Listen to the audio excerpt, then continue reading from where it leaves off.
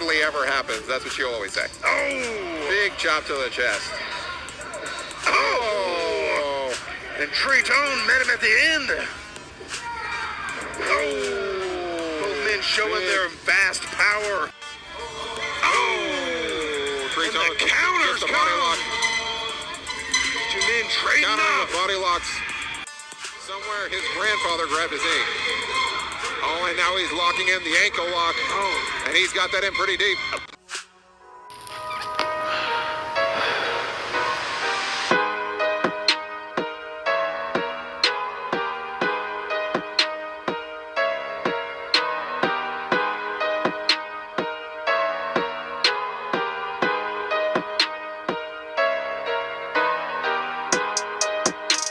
They used to call me Crazy Joe, but now they can call me Batman.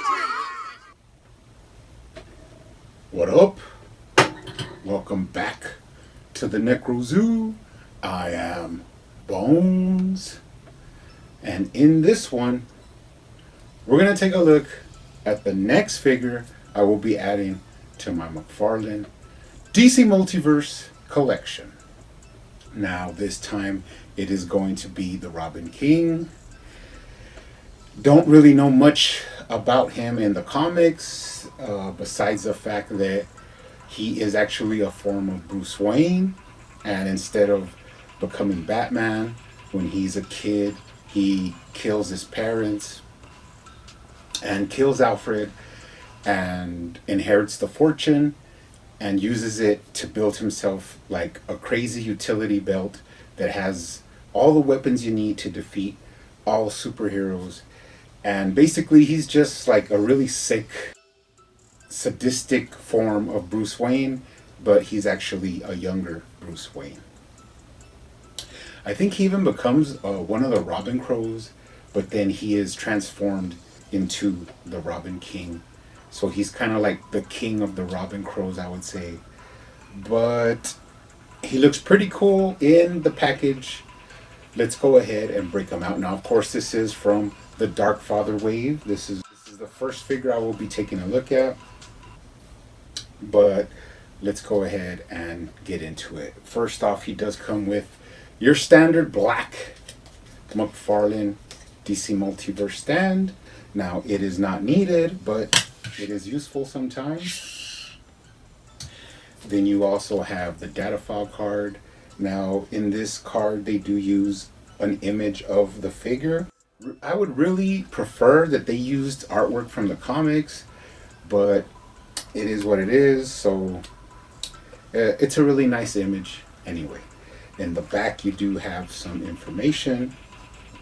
It tells you a breakdown of the character, and it is Bruce Wayne, so add that to the collection. Now, he does come with some accessories. The only ones that are actually for him are the two hands. Now, one is a fisted left hand, and one is like a trigger grasping right hand.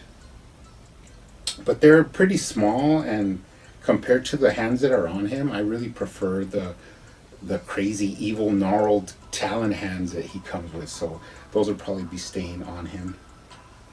But you actually might be able to repaint this and put it on the Damian Wayne Robin to give him like a fisted hand instead of the grasping hand that he has. So that's a pretty cool idea. And then he also comes with the first piece of the collect to build Dark Father figure.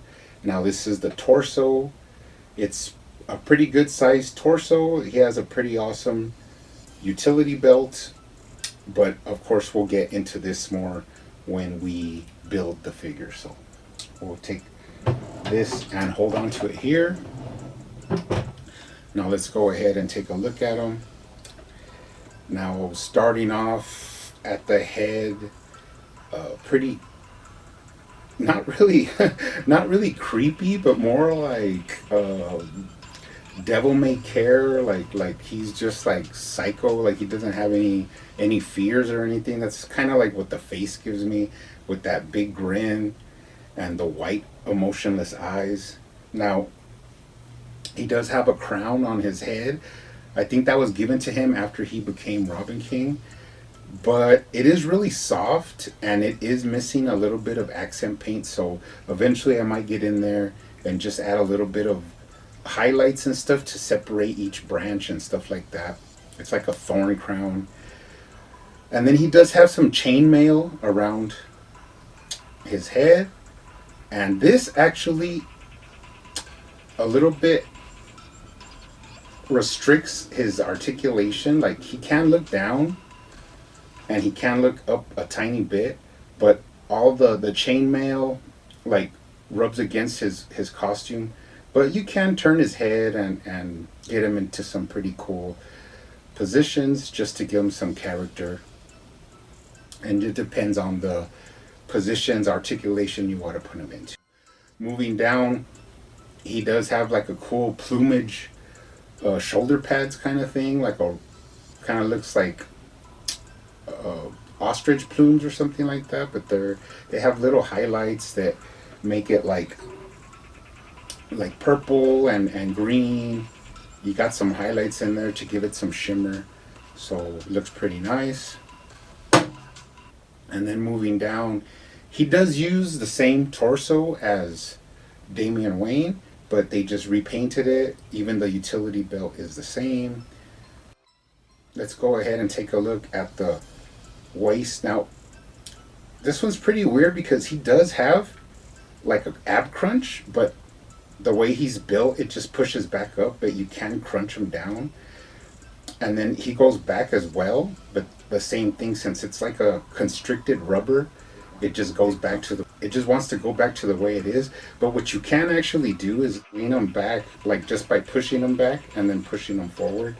So that's okay, a little bit limited articulation. Now, let's go to the arms. Now, he doesn't have the butterfly joint that they usually come with, but even though it doesn't really limit the articulation, like it still swivels around, and you can actually get his hand really close to his head, like if he's answering the phone, even though it's only a single jointed elbow. Pretty much reminiscent of the Damian Wayne. Now, going down to the gauntlets, these are completely different from the Damian Wayne version, and I just really love these gnarled hands that they give him, like kind of like talons. And of course, he does have the McFarlane wrist ball joint, and it's hidden pretty well underneath the gauntlets. Let's go ahead and go down and look at his thigh swivel. It is there, but you really have to be careful because his hips are really loose. They pop out of the ball joint right away. You could feel it. Now, going down to the knees, he does have single jointed knees, so that's going to limit the poses you could put him in. And then going down to the feet, he does have up and down ankle motion. He does have ankle rocker, and then he does have toe articulation. Let's go ahead and look at him from below. There is no tread to speak of, so that's pretty plain.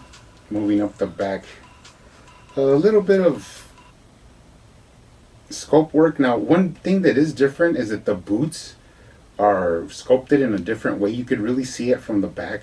They have like a texture and a lot of buckles. It's pretty much different from the Damian Wayne. Looking at the cape, now this is a really nice cape. It's kind of heavy and pretty soft at the same time, and it does have a lot of sculpt work where you could see kind of like wrinkles and folds, and it has some texture on there. Now, this is a cape where if you saw it from far, you would think that it was cloth, but actually no, it is rubber. So pretty sweet, pretty cool faux cloth cape. Now, looking at the plumage from the back, it looks really awesome, like a crescent around his shoulders, and then you could see the chainmail from his head from the back there. All in all, I mean, he's a cool figure. The only thing I would say is that he's not really that well articulated. He does use some parts from the Damian Wayne, but one thing for sure, we never knew or even thought we would get a Robin King figure, and it's pretty cool to have one. So he will be going into the collection and it's a pretty cool addition. So it's pretty awesome. Let's go ahead and break out the Damian Wayne just to like compare them next to each other. You could see how it uses the same torso, but the differences in the leg make Robin King like a little bit taller than Damian Wayne, so that's pretty interesting.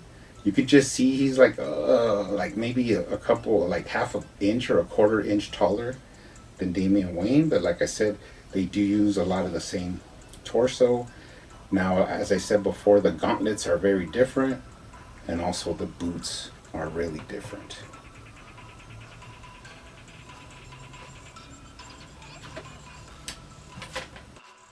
Also, let's go ahead and bring in the Robin Crow, just to take a look at them next to each other.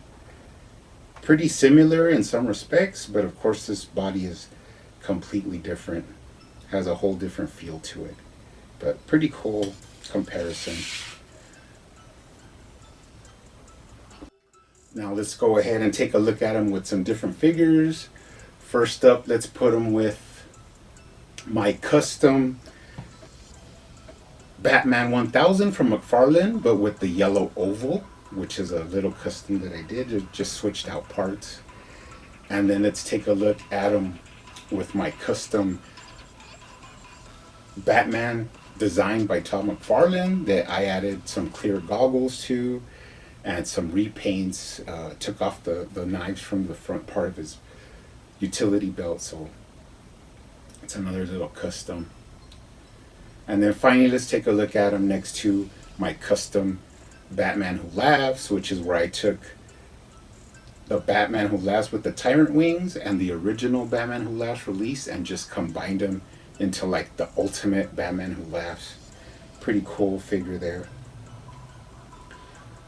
All in all, really happy to get this guy in the collection. He's a cool little unique evil piece that's going to be in there. I will be looking forward to opening up the rest of the Darkfather wave and adding this guy to the collection. But you guys keep hunting out there, keep collecting, keep customizing, and I will see you on the next one.